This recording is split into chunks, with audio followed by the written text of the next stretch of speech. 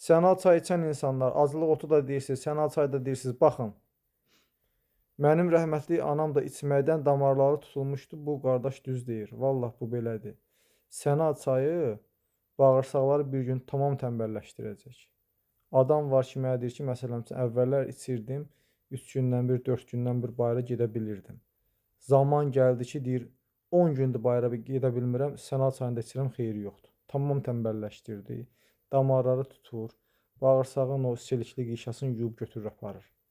Yəni biz bu mədə-bağırsaq sistemini qaydasına salmalıyıq. Qaydasına mikrofloranı bərpa edib yerinə qoymalıyıq ki, bu normal çalışsın.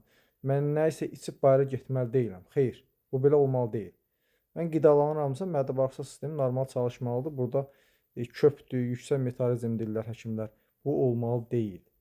Biz orqanizmi yeniləsək, düzgün qidalansaq Allahın izni ilə və bağırsağın mikroflorasını bərpa edib yerinə qoysaq, biz nəydənsə asılı qalmarıq Allahın izni ilə. Bax belə gözəl insanlar.